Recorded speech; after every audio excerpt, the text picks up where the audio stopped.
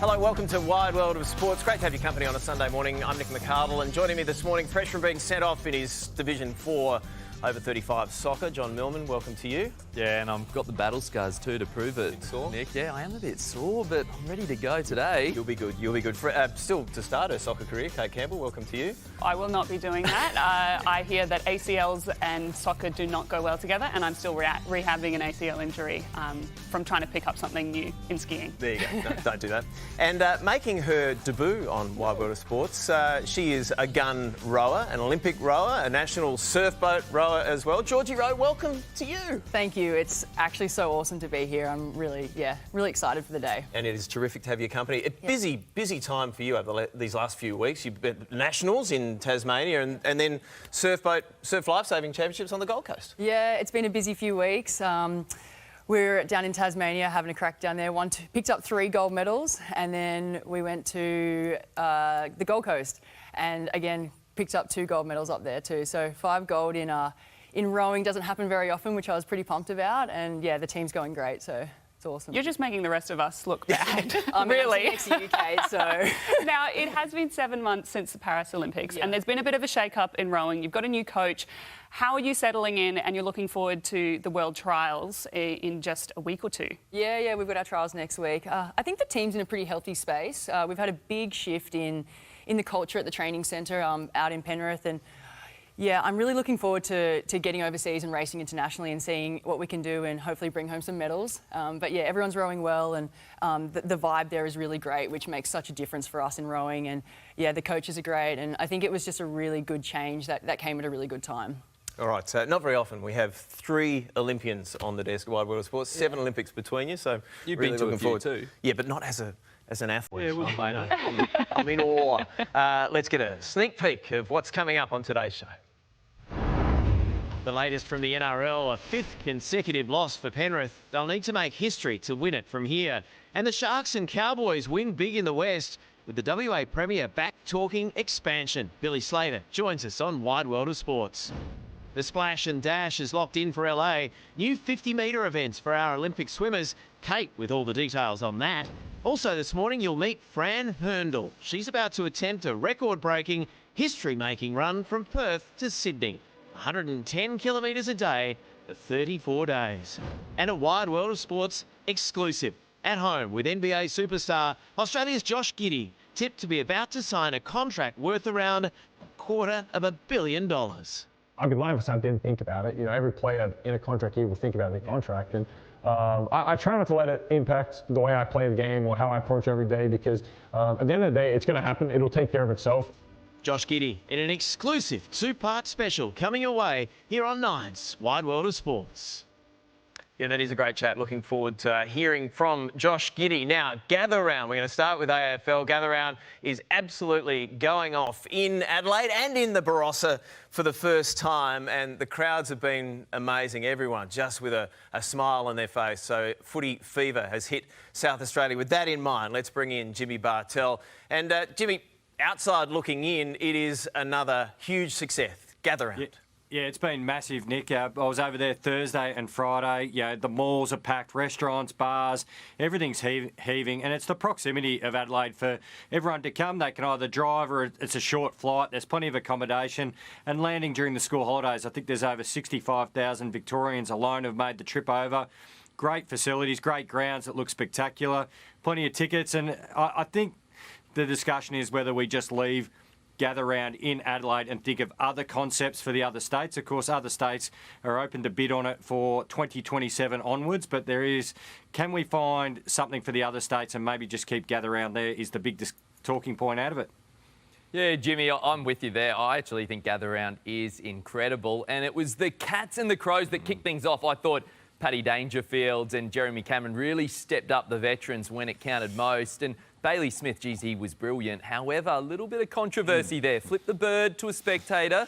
Is this a storm in the teacup, or is it a bit more serious? It wasn't just a bird, John. It was a real double bird, real fist pump. He got behind it. I saw him the next day and he said, yeah, I got a little bit emotional. But you hear him in talking to news crews and things like that. He said he could be better. But it raises a really good discussion amongst people is what is acceptable from crowd behaviour. So there's a lot of people who are aware of what that fan said, and it's completely inappropriate. But just because you pay your money, where is the line? So it's a good talking point. But on the field, the big Texan and the Crows, they came out of the blocks, kicking goals left, right, everywhere, you name it. But it was the Cats with their experienced players, as you mentioned, the two guys out of the nursing home in Jeremy Cameron and Patrick Dangerfield were incredible in the last quarter.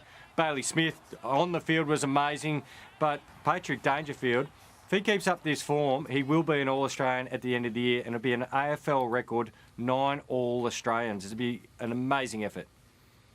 Yeah, Jimmy, there's a bit of a feline feel in the air because the Lions, they are well and truly king of the jungle. They came back from a 39-point deficit in quarter 3 over the Bulldogs. As a Lions fan, give me the good news. Are they in better form than last year? Oh, I think they're in just as good a form, I think, and that's important this early in the year. You remember this time last year, they were battling a little bit. They had a lot of injuries, a lot of ACL injuries, unfortunately, but their experienced players are playing some really good football. Their young guys, in their first, second and third year, have actually taken that all-important next step, which is very important if they're going to go back-to-back. That man there, Eric Hipwood, copped an absolute bake from the coach at half-time and responded in the best way possible. Kicked 5 goals in that barnstorming finish for the Lions. And it's not over yet. More footy to come in Adelaide today. Jimmy, thanks very much for joining us on Wide World of Sports. Thanks, team. All right, good to catch up with Jimmy Bartell. We are going to take a short break. Still a whole lot more to come. We're only just getting started. New 50-metre events added to the Olympic swimming schedule for LA. Kate will tell us who the big winners might be. A temperature check on this weekend's NRL action with Billy Slater. Is there life left in the Panthers season? And we are standing by for part 1 of our exclusive with Australia's NBA superstar, Josh Giddey. His love of the NBL and the Boomers and his plans for his NBA future. A new contract and a big payday on its way for Josh Giddey. Don't go anywhere. That's all still to come right here on Nine's Wide World of Sports.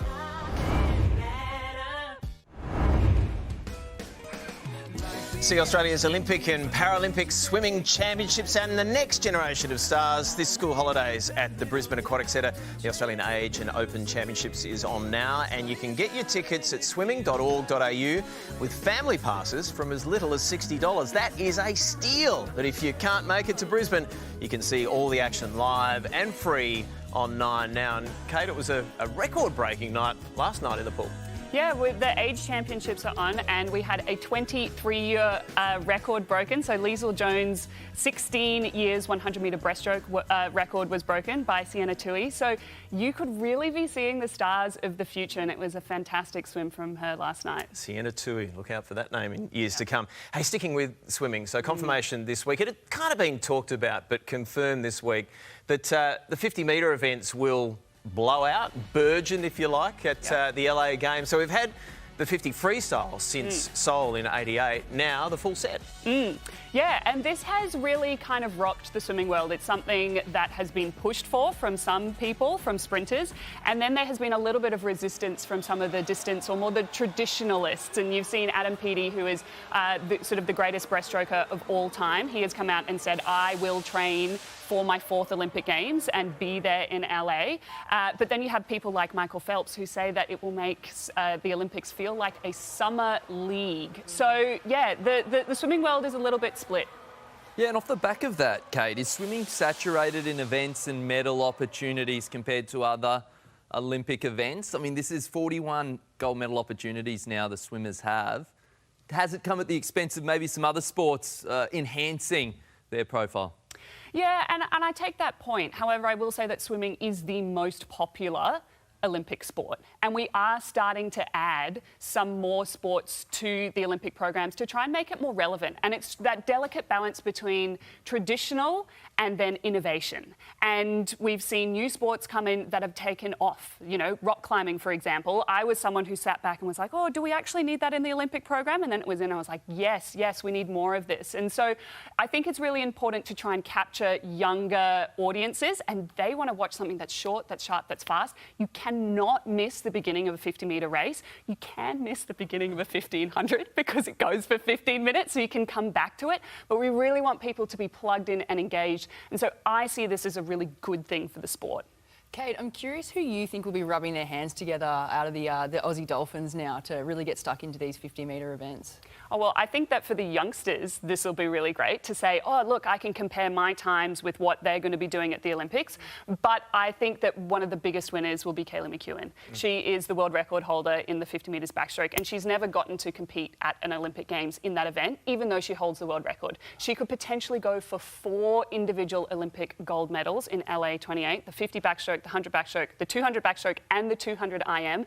No Australian has ever done that. In fact, Michael Phelps never even managed to win 4 Olympic gold medals at a Olympic Games. So, you know, she could really write her name in the history books with this inclusion. She will be rubbing her hands together. So, you mentioned Adam Peaty. This is enough to get him through to the next Games, he says. I wonder whether one Kate Campbell has thought, well, you know, could I just maybe get back in and have a crack at the 50? Have you thought about it? You know what? I did actually sit down and do the maths. Between that and the announcement of the Brisbane Olympic venues, I was like, how long can I stretch this? And I think it will keep people in the sport longer. I enjoy butterfly, but not 2 laps of butterfly. I'm a 1 lap of butterfly only. That's more than enough. And so I never. Shoulders though, Kate. Yeah, it's tough, but it's also fun. It adds a little bit of novelty to swimming. It's such a boring sport to train for. Butterfly and fun never was the case for me. Butterfly and fun, I could not do that. I didn't hear a yes or a no in there. What did that maths tell you when you looked at it? Come on, Kate. Let's go rub shoulders again at Games. Look, it's probably a no right now, but I just think that in terms of it will drive people back to what we've seen. Roland Schoeman, who is a South African, he will be 48, and he has said that he's going to come back. So, you know, maybe if he can do it like that. So you know what? Probably no in the world of headlines is Kate Campbell leaves door open for Olympic comeback. Look, I'm not going to shut the door. Hey, there you go. Very nice. Nicely done. All right, let's nudge some quick singles, shall we? And we're going to start with Kate Campbell. Yeah, well, someone who will not be running or swimming quickly is Matt Denny. However, he is throwing incredibly far. Matt Denny, the big boy from Elora, was just 10 centimetres shy of the world record in the discus throw.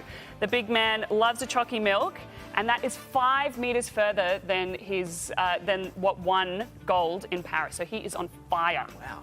Yeah, and it was a trade, I'm going to take you to the basketball here, it was a trade that really shocked the sport with Doncic. That blockbuster trade where we saw Doncic go to the LA Lakers. Well, he was back in home territory at Dallas and he got the tribute he deserved. And gee whiz, he played incredible, put up points for fun and really sealing the Lakers' return into the NBA playoffs. There were even chants of fire Nico, the general manager from Dallas. They still miss him there. Yeah, it was a tear-jerker all round, some really emotional scenes. And other emotional news is that Will Pucovski is retiring from cricket at age just 27. He has battled numerous concussions. He's copped a few bounces, but then had a couple of real mishaps, like slipping in the shower. He is going to stay on and coach at the Men's Melbourne Cricket Club, who he has been working with since he was 12 years old. And he was saying that his concussion was impacting him in chores around the house.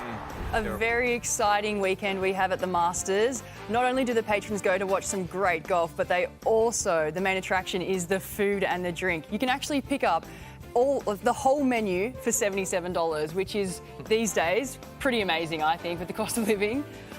That is awesome. I would be all up for the Georgia Peach ice cream sandwich, I can tell you that, mate. And the money man, he makes it rain, Christian Tuipulotu. He was warned from Shane Flanagan. He wants to keep the contract out of his celebrations, but he was not to be denied. The Dragon winger secured a 1-year contract extension, and wasn't he happy? Show me the money. All right, Christian Tuipulotu. I love the fact that he was told no more. He's going, it's okay. I'm managing. I'm only going to do it when we're winning. So good stuff, Christian Tuipulotu. Now, even if you're not really a basketball fan and don't take much notice of the NBA, there is no doubt you've heard the name Josh Giddey, the Aussie who has taken the NBA by storm. He's fast established himself as one of the world's best players, and certainly in the States, and anybody who follows the NBA, it is a name on everyone's lips, and really that's what makes this so special. Our exclusive one-on-one with Josh Giddey here on Wide World of Sports. Our very own Brad Blank's one-on-one with Josh. Extra opportunity. Giddey just going to work. Switches hands with the left.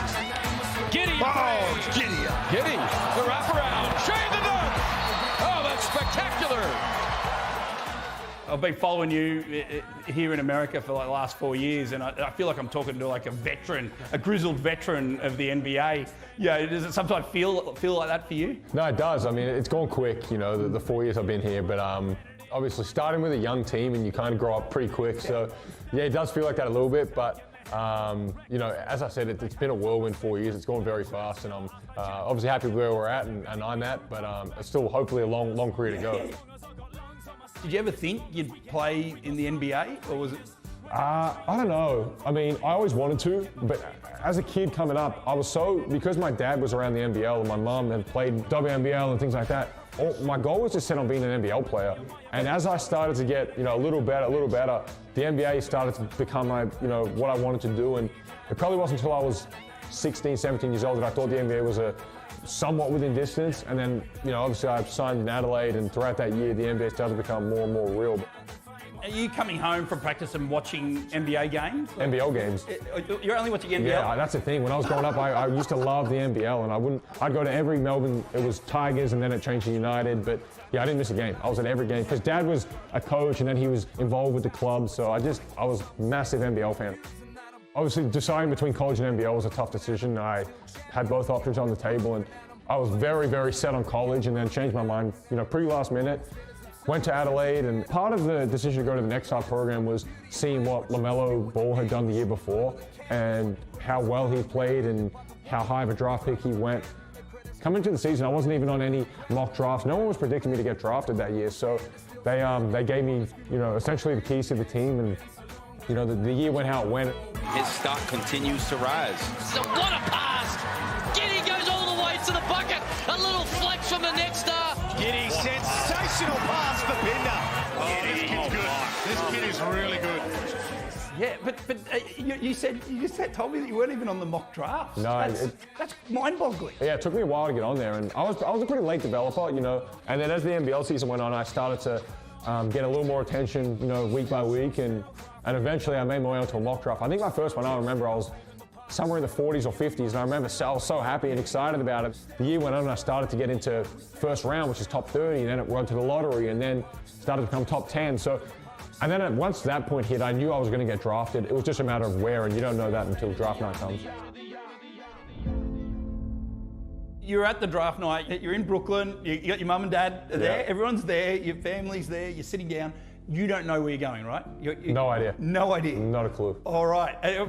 What's that feeling like, that you know you're going to get drafted, and you know you're going to get a golden ticket, but you just don't know which ticket? Right? Yeah, it's a weird feeling because you get in there and there's 20 tables, and it's all the guys that get invited to draft, and that's who the NBA predicts will be the top 15 picks. They don't know that for sure, and I was fortunate enough to get invited to that. It's called the Green Room. They have camera crews all on the floor, and the cameras will start to slowly go to the tables they think is going to be the next pick. And when the fourth pick came, fifth pick came, and then Oklahoma was on the clock with the sixth pick, and it gets to about 4 minutes where there's no one at our table, 3 minutes, a couple camera guys start coming over, 2 minutes, 1 minute, and we've got all the cameras at our table. The clock's winding down, it gets to zero, and every camera in the room is at our table. And that's when I knew that they were going to draft me, and Adam Silver walks out, he announces it, and yeah, that's kind of that. The Oklahoma City Thunder select Josh Giddey from Melbourne, Australia, and the NBA Global Academy. Walking through the stage and shaking his hand, they give you the Thunder cap, and then you go backstage, you do media for 2 hours, then we didn't get probably back to the hotel till 3 in the morning, and then the next day we're flying to Oklahoma. And you're straight there, and you meet everyone, and you're off and running. Finishes it overhand. Beautiful move by the rookie. He's got all the moves at age 19. Oh my goodness. This is a 19-year-old Josh Giddey, 6'8", 210 pounds. He is fun to watch. I'm just an addict, addicted to music. Maybe it's This was the youngest triple-double in NBA history. That happened in my rookie year. I still was in Oklahoma against Dallas. The ball's a little flat now, but that was the game ball from there. Oh my goodness. This is a piece of memorabilia. This is epic right now. This is, I feel I just don't want to drop it on the eggs. This is the ball from the game winner against the Lakers the other night. You got it. This is it. Yeah. Oh my goodness. Yeah, they got that from me after the game. Over LeBron, one of the greatest moments in Bulls history, as said by Stacey King. Yeah. He put it up there with Michael Jordan's Cleveland shot. Oh, wow. He said that. Stacey King said that. I cannot believe this. Elizabeth, I'm coming, baby. Josh and Brad Blanks, but wait, there's more. Josh Giddey, Access All Areas on the way. Part 2 with Josh and Brad shortly. The move to Chicago and a new contract. Big dollars heading the way of Josh Giddey. Also still to come, Billy Slater. Are the Panthers done? And while the AFL's away, the NRL has its day in Perth. And we'll meet Fran Herndl. She's about to begin her attempt to become the first woman to run from Perth to Sydney. 3,800 kilometres in 34 days. Incredible. All that and a whole lot more still to come on Nine's Wide World of Sports. So when you see me come up, freeze, or you'll be one of those 7 Thanks for staying with us. A quick check around the grounds this Sunday. And in the Super Rugby Women's Final, the Waratahs have gone back-to-back with a convincing 43-21 victory over arch rivals, the Queensland Reds. An outstanding performance on the left wing by Desi Miller sealed New South Wales' 6th trophy in 8 seasons. They now take on the Auckland Blues on Thursday in the first ever crossover final. And in round 9 of Super Rugby Pacific, a win for the Brumbies, taking down the Reds at Suncorp Stadium by 13 points. And finally this morning in golf, moving day at the Masters with Irishman Rory McIlroy leading the pack after shooting 6 under for the day. He's 12 under for the tournament and leads by 2 from Bryson DeChambeau.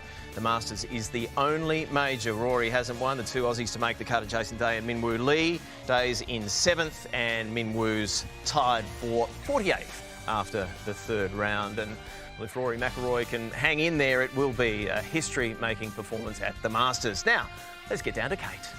Yeah, speaking of history, now most of us think that flying from the East Coast to the West Coast takes a long time. And if you ever head over there, it's a long way. Now, can you imagine running that far? And that is exactly what my next guest, Fran Herndl, is attempting to do. Fran, you started out in football. Yep. That was your first love over in England. Then you came to Australia, you saw the light, but then you decided to dribble a football from the Gold Coast to Sydney during the FIFA Women's World Cup.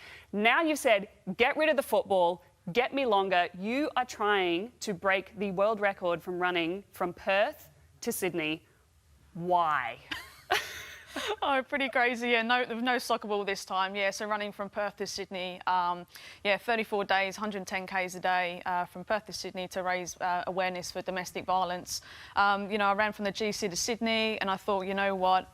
Why not make it even bigger? And in 2024, obviously, my sister suffered through a domestic violence relationship, and I'm just really excited to be the first woman as well to run from Perth to Sydney and just raise awareness with domestic violence. Yeah, like you said, this is a really personal cause for you. What are you hoping to achieve from this? Yeah, so the campaign is called Reach Out, Speak Up. I'm just hoping to, advocate for domestic violence, but, get Aussies to start reaching out and speaking up about domestic violence, not just women, but men also. 1 in 4 women suffer from domestic violence, 1 in 8 men too. And 1 woman died every 4 days last year, Kate, it's just absolutely heartbreaking. So I'm just hoping that as a country, we can start reaching out and speaking up about domestic violence and, just getting help to those who need it. Now, $1 million is a big goal, but I would argue a big goal is also running 110 kilometres a day for 34 days straight, which is exactly what you're trying to do. Tell me, please, what does training for that look like? A lot of eating, a lot of carb loading. Yes, I could get on board with this. Obviously, I'll be burning around 8,000 calories a day, which is pretty crazy. So just being able to eat what you want is a you know, it's everyone's dream, I think, is to be able to do that. But yeah, obviously training 6 times a week. I've been training for the last 10 months. Like you said, I was a football player before, so I've got a little bit of juice in the legs. So I'm just hoping that these soccer legs can carry me from Perth to Sydney. Now, you did run last night in the Nike event, and that was 21 Ks. And you came in this morning and you said, oh, the legs are feeling a little bit sore. Tell me why there's a difference between running short and running long. Yeah, I mean, it was just such an electric atmosphere yesterday. You know, the After Dark Tour was purely just a women's event, so it was about the safety of women running at night. So it was really cool. But I found myself just running with the crowd, and I was just like, oh, well, I better slow down. Obviously, this is just my last big training run. But yeah, I just had such an awesome time. But yeah, obviously, pace matters. Obviously, when you're running, the faster you run, the more you're going to burn in the little legs. So. Well, those little legs have a very, very long way to go. We wish you all the best, and you kick off on the 1st of May, and we will all be behind you. Thanks for having me, Kate. Thanks so much. Over back to you, Mick. Good on you, Kate. Thank you very much, and all the best to Fran. What a great cause that is. We are going to stop down now and have a look at the scores in the NRL from overnight. Another big round in rugby league. The Sharks took down the Sea Eagles in the first of 2 matches played at Optus Stadium yesterday. It was a scoreless opening 30 minutes before Sam Stonestreet bagged 2 quick tries. The Sea Eagles hit back in the second half, but weren't able to catch the Sharks' final score 24-18. Now, that match was followed by the Rabbitohs and the Cowboys, where Latrell Mitchell started at 5'8" for the first time since 2019. Both sides put on a pretty good show as the NRL and the WA government consider expansion, so they've timed it well. Souths look set to steal a late win, but the Cowboys held on. Final score 24-16. And in a hot and humid Darwin, the Raiders hammered the Eels 50 points to 12. Raiders forwards Joseph Tarpany and Corey Horsburgh led from the front, while a youthful backline looked dangerous every time they touched the ball. That loss for the Eels sees them sitting in last place, incredibly just behind 4-time reigning premiers. Look at that. The Penrith Panthers, they are still yet to win on Australian soil this season. So the Panthers' horror season continues. We're going to talk some more NRL now and welcome in Billy Slater. Billy, good to see you. Morning, Nick. Canberra Raiders, they are travelling okay, top 4 after that win. What's impressed you most this year? Like they've clearly gone up a notch. Yeah, look, I think the one thing that's impressed me about the Canberra Raiders is they're doing it their way. Obviously, their coach loves doing it his way. Quite a unique style, but they've got an even contribution from 1 to 17, and they're all playing their role. They don't rely on any one star player, and I just think they just go out there and they give 100% every time they take the field. Some X-factor back rows with both of them hit the scoreboard, and these young, exciting, talented, athletic backs that they just all get in there and contribute. They scored 50 points against the Eels up there in Darwin. They've had to do it the hard way as well. Gone over to Vegas, up to Townsville, and now to Darwin. So long travels, up in the heat. They're doing well to sit in the 8. Exactly right. Georgie? Yeah, and the Sharks got up yesterday on the Sea Eagles. Yes. A bit of scrutiny in the Cronulla's halves. What do you think clicked yesterday for them? Look, the first thing, Georgie, was they were both involved. I thought Nico Hines was running the football, had 14 runs, ran for over 100 metres, so he was involved in the game. And then the little number 6, he's a star, Braden Trindle. As you said before, Nick, that this was a scoreless first 30 minutes, and it was Braden Trindle who came up with a try assist with a pass and then a try assist with a brilliant kick that really put the Sharks in the best position to win the game. Again, the game over in Perth, and you can see that the travel took a little bit out of both teams, but the Sharks came out on top. Yeah, I was going to ask you about the league being over in the West. What are your thoughts on that? Like, do you think it's going to be a good thing for the sport and for the team being over there? Yeah, I think so. Look, on the surface, it looks really positive. You've got the different time zone, the different market to increase your revenue. But the one main attribute is I've been over there, I've played in Perth, is there's a real passion for the game. I think that's really important. Over 30,000 fans went to Optus Stadium yesterday to watch the double header, and we take a State of Origin game over there this year. I think there will be a market for the game over there. So certainly some positive signs. Obviously some business needs to be sorted out before it gets signed off on. But yeah, I'd be surprised if we don't have a Perth team in a couple of years. Good to see them at least talking again, right? Absolutely. Yeah. And there's all this positive talk, Bill, a bit of negative talk on the Panthers' form. Who would have predicted 4-time Premiership winners, the Panthers, starting the season 1-5. How do they dig themselves out of this hole? Well, if anyone's going to dig them out, it's their star players in Nathan Cleary, Isaiah Yeo, and their fullback, Dylan Edwards. I was actually pretty upbeat about the Panthers going into this match, although they've lost 4 in a row. But it was the first time that I thought, oh, wow, they're in a bigger hole than I thought. And they've got a lot of inexperience in a clump on that left-hand side of the field. So Blaise Talangi, you had Jenkins and also young McLean, an 18-year-old, a 20-year-old, and there's only 45 games experience between the three of them. So, they've got a bit of work to do, the Panthers, and it's only the for and against that's keeping them off the bottom of the table. I know we're only in round 6, but you don't want to leave your run too late. No, you certainly don't. And speaking of that experience that they've missed, it really looks like Jerome Luai. They've missed him.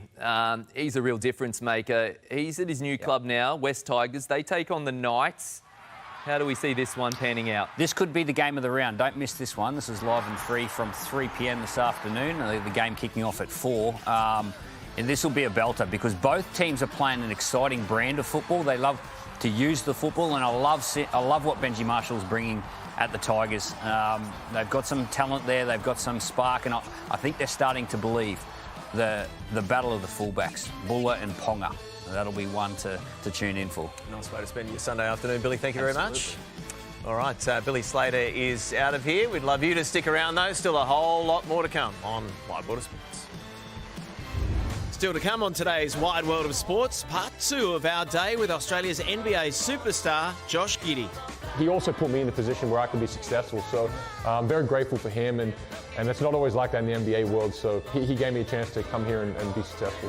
And Gout, the Wonder Kid, breaks the 10-second barrier not once, but twice, and it's not even his favourite event. Details next. You're watching Nine's Wide World of Sports. The Boomers and the Opals are returning to Australia for the Trans-Tasman Throwdown against New Zealand next month. The Opals will face the Tall Ferns while the Boomers take on the Tall Blacks in 3 international matches, the first of which will be played in Adelaide Wednesday, May 7, before matches on the Sunshine Coast and then Hamilton over in New Zealand. And you can catch it all on 9 Go and 9 Now. Big-time basketball coming your way right here on Nine's Wide World of Sports. Thanks for staying with us on 9. It is time now for the second part of our Wide World of Sports exclusive. We're heading to Chicago with Josh Giddey. And you say Shot City, I'm coming home again. Hey, keep doing what you're doing, man.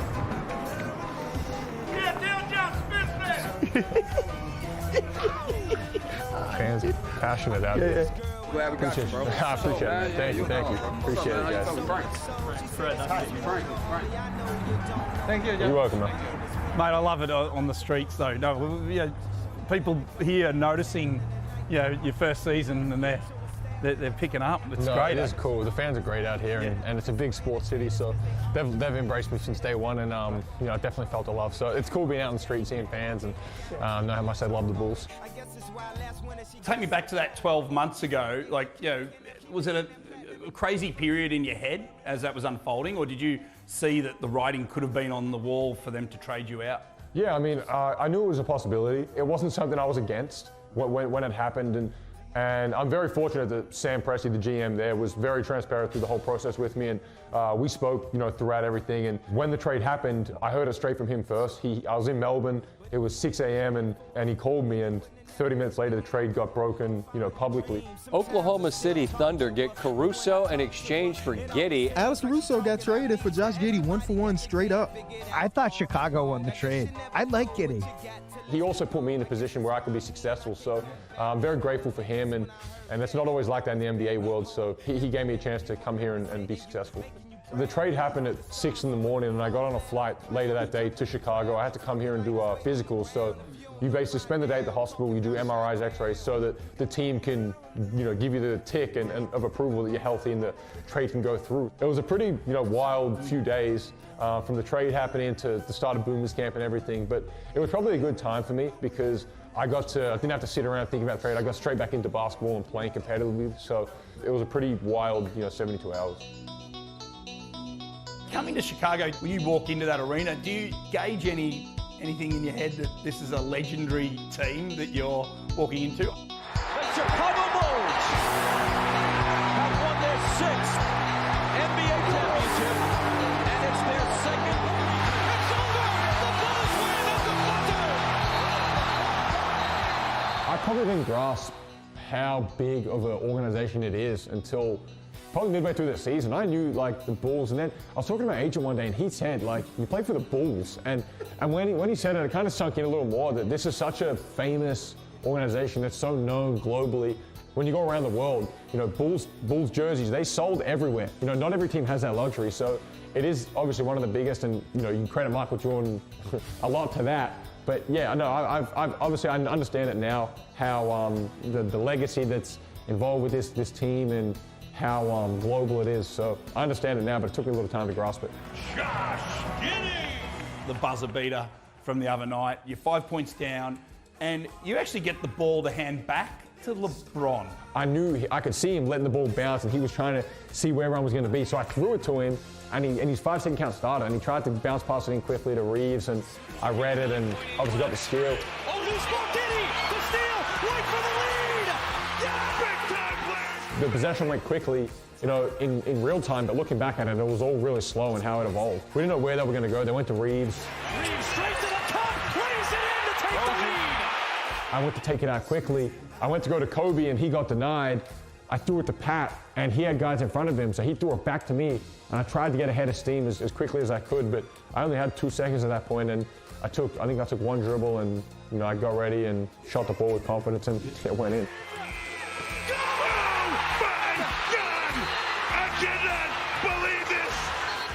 The photo of you, they call it a gooseneck, I guess. Yeah. Is that, you know, the photo of LeBron sitting there in the back. I mean, that's something you're going to cherish for the rest of your. Yeah, and that's somebody, you know, that's someone that growing up I looked up to, and somebody I was one of my favorite players as a kid. So, you know, to do that and to do it in front of anybody, it would have been cool. But to do it in front of a guy like that, you know, makes that moment a little bit more cool.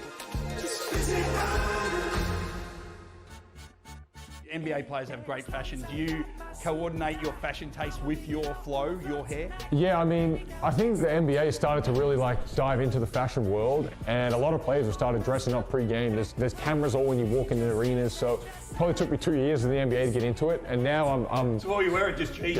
Yeah, like what I'm wearing now, I'll wear into an arena, but now I've started to put a bit more effort into it, so yeah, I enjoy it, and it's a lot of fun. Boomers, Paddy won't be around in the next Olympics. In some ways, you've got to step up as the leader. Do you feel that responsibility? You know, definitely. 3 years from now? Yeah, no, I do. And I think it's obviously with these older guys coming towards the back end of their careers, it's kind of, you know, organically being passed into a new generation. And obviously me, you know, Dyson, Josh Green, these younger guys coming through, I think we're at as good spot as basketball in Australia has ever been. And I think with the crop of guys that we've got, you know, with this team, is going to put us in good stead for the next 2 or 3 Olympics. The new coach, he's been a part of your life for, what, 8 years? Yeah. Yeah. When I went to the Institute of Sport when I was 16 years old up in Canberra, he was the head coach there, so spent 18 months with him there, left to go to Adelaide, and then when we got back together for the national team stuff, the World Cup, the Olympics, he was an assistant coach on the teams. Now he's the head coach of the team, so super happy for him, excited for him. I think he's, you know, they made the right decision. He's the man for the job, and I'm looking forward to getting, you know, hitting the ground running with him. I've got to ask contract, you know, how does that process work for you, just even from a mental approach? Do you not even think about it and let your agent? A bit of both. I mean, I'd be lying if I didn't think about it. You know, every player in a contract year will think about their contract, and I try not to let it impact the way I play the game or how I approach every day, because at the end of the day, it's going to happen. It'll take care of itself, and my agent, the front office here, will start discussions, and they'll, you know, it'll be between them at that point. So I let him handle all that side of things. That's what you pay him for. So, but as I said, it'll take care of itself, and I don't let it worry me or bother me too much. I just play the games that come ahead of us. Josh Giddey having a career season in his first year with the Bulls, and an opportunity tonight with a victory to send the Bulls to the play-in tournament for the 3rd consecutive. Right, I've made it inside the arena. Unbelievable stuff. Right here is the spot where LeBron gets the ball back from Giddey, passes in, Josh steals it right there, and then Kobe White, bang, in for that three-pointer. And then Josh runs down here, shoots in there, boom. Bulls went 5-4 against the Western Conference to close March. The Bulls play an Eastern Conference opponent for the first time in 3 weeks. Oh, Giddey hits a three. Giddey. Baker. Yes, sir. They sweep the Raptors, and they are guaranteed a spot in the play-in tournament. And right now, we're the top dog. Mate, what a day. Thanks for today. Yeah, you had a good time? Yeah. Great day. Kidding me? I couldn't have had a better day with you, mate. Yeah, mate. Look, I stormed into your house, and thanks for welcoming a big Australian stranger in your house. Well done what you're doing in Chicago. Appreciate it. Thanks, and good to see you.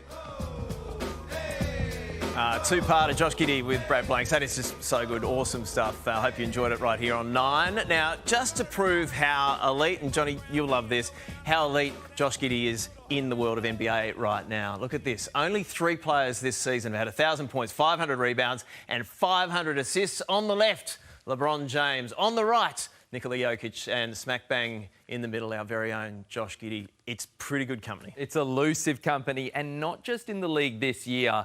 Obviously, he plays for the iconic Chicago Bulls. Only 2 other players have done and put up these numbers that Josh Giddey has done, and that's Michael Jordan and Scottie Pippen. Some pretty big names there, Nick. So what is he worth? That's the question. He's about to find out because there's a new deal in the making now.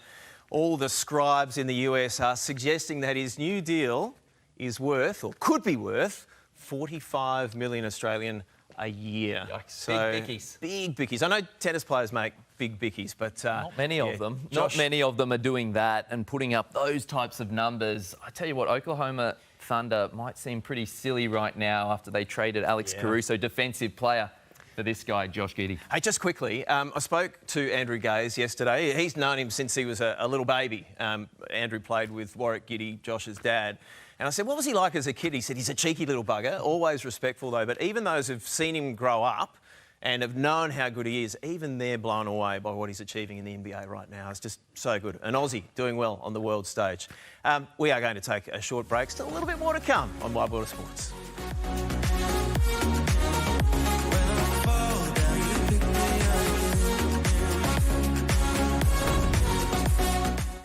Thanks for staying with us on Wide World of Sports. We've got some athletics for you now. The Nationals happening in Perth, and well, once again, Gout is the headline act. He's gone under 10 seconds twice, 9.99 seconds, and both times with a tailwind, so it's illegal. But Georgie, you have to ask the question, how good a shape is Australian athletics in right now?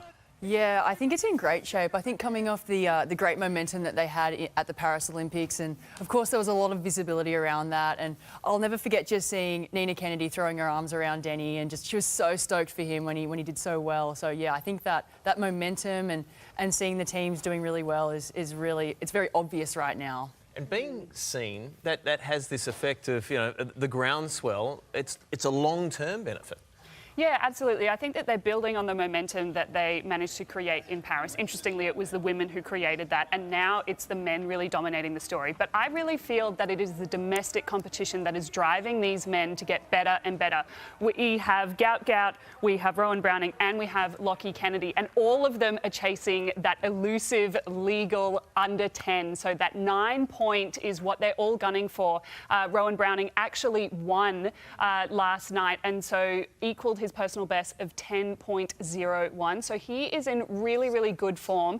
And I just think that when you have good domestic competition, when you turn up for a little local meet, that competitive instinct gets really strong and you just want to beat the person next to you. And when they're world class, you're going to be doing world class times in Australia. And of course, that drives participation. Ausplay released some data, 4.11 million people participating in athletics for some form. I think what also helps is the low barrier for entry. You don't need a whole lot of skill. You need some shoes. And in the cost of living crisis, what better thing to get out, participate in park runs? I think it all adds up, and it's really providing a boom for Australian athletics. It's exciting. And worth noting too, those 2 times for Gout, not even his favourite event. I mean, he actually prefers the 200, so good signs. And he's racing in that later today, so that will be exciting. For Australian athletics, that's right. We are going to take a short break. Back soon.